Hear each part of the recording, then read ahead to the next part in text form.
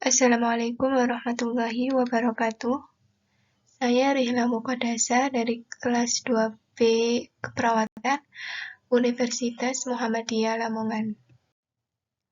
Di sini saya akan mempresentasikan materi tentang lindungi keluarga dari TBC atau tuberkulosis. Ini merupakan logo atau slogan dari TBC, yakni TOS TBC, temukan, obati, sampai sembuh tuberkulosis. Apa itu TBC? Tuberkulosis adalah penyakit infeksius terutama menyerang parenkim paru. TB paru adalah suatu penyakit yang menular yang disebabkan oleh basil Mycobacterium tuberculosis yang merupakan salah satu penyakit saluran pernafasan bagian bawah. Sebagian besar bakteri Mycobacterium tuberculosis masuk ke dalam jaringan paru melalui airborne infection dan selanjutnya mengalami proses yang dikenal sebagai vagus primer. Penyebab TBC atau tuberkulosis adalah bakteri Mycobacterium tuberculosis. Ada dua macam Mycobacterium tuberculosis, yaitu tipe human dan tipe bovin. Basil tipe bovin berada dalam susu sapi yang menderita mastitis tuberkulosis usus. Basil tipe human bisa berada di bercak ludah atau droplet di udara yang berasal dari penderita TBC terbuka dan orang-orang yang rentan terinfeksi TBC. Ini bila menghirup bercak ini. Manifestasi klinis dari TBC. Tuberkulosis sering dijuluki the great imitator, yaitu suatu penyakit yang mempunyai banyak kemiripan dengan penyakit lain yang juga memberikan gejala umum seperti lemah dan demam. Gambaran klinik TBC dibagi menjadi dua golongan, yaitu gejala respiratorik dan sistemik. Gejala respiratorik yang pertama batuk terjadi karena adanya iritasi pada bronkus. Sifat batuk dimulai dari batuk kering non-produktif, kemudian setelah timbul peradangan menjadi produktif atau menghasilkan sputum. Ini terjadi lebih dari 3 minggu. Yang kedua, batuk darah terjadi karena pecahnya pembuluh darah. Berat ringannya batuk darah tergantung dari besar kecilnya pembuluh darah yang pecah. Yang ketiga, sesak nafas. Gejala ini ditemukan bila kerusakan parenkim paru sudah luas atau karena ada hal-hal yang menyertai seperti efusi, pleura, pneumotoraks, anemia, dan lain-lain. Yang keempat, nyeri dada.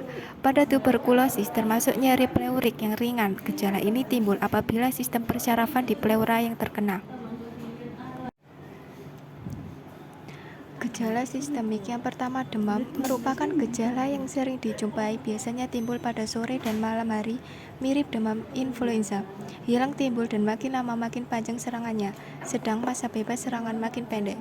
Yang kedua, gejala sistemik lainnya seperti keringat malam, anoreksia, penurunan berat badan, serta malaise, seperti tidak ada nafsu makan, sakit kepala, meriang, nyeri otot, dan lain-lain.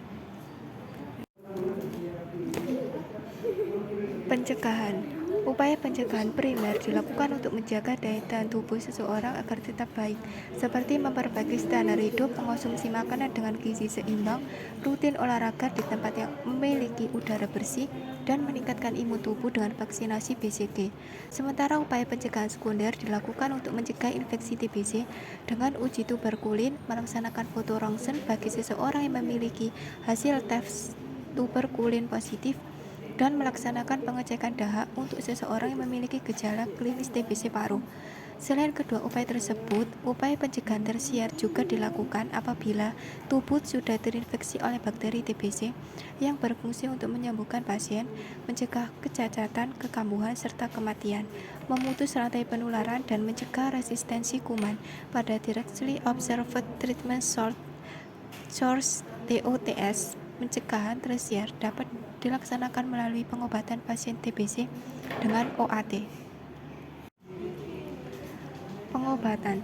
Berdasarkan Peraturan Menteri Kesehatan Republik Indonesia Nomor 67 Tahun 2016 tentang penanggulangan tuberkulosis, pengobatan TB bertujuan untuk menyembuhkan pasien dan memperbaiki produktivitas serta kualitas hidup, mencegah terjadinya kematian oleh karena TB atau dampak buruk selanjutnya, mencegah terjadinya kekambuhan TB, menurunkan risiko penularan TB, mencegah terjadinya dan penularan TB resisten obat.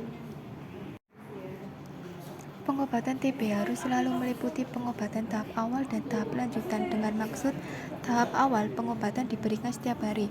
Paduan pengobatan pada tahap ini adalah dimaksudkan untuk secara efektif menurunkan jumlah kuman yang ada dalam tubuh pasien dan meminimalisir pengaruh dari sebagian kecil kuman yang mungkin sudah resisten sejak sebelum pasien mendapatkan pengobatan. Pengobatan tahap awal pada semua pasien baru harus diberikan selama 2 bulan, pada umumnya dengan pengobatan secara teratur dan tanpa adanya penyulit. Daya penularan sudah sangat menurun setelah pengobatan selama 2 minggu pertama. Yang kedua, tahap lanjutan. Pengobatan tahap lanjutan bertujuan membunuh sisa-sisa kuman yang masih ada dalam tubuh, khususnya kuman persisten, sehingga pasien dapat sembuh dan mencegah terjadinya kekambuhan. Berikut merupakan daftar pustaka yang dapat menambah wawasan kita semua. Sekian presentasi dari saya ucapkan terima kasih. Wassalamualaikum warahmatullahi wabarakatuh.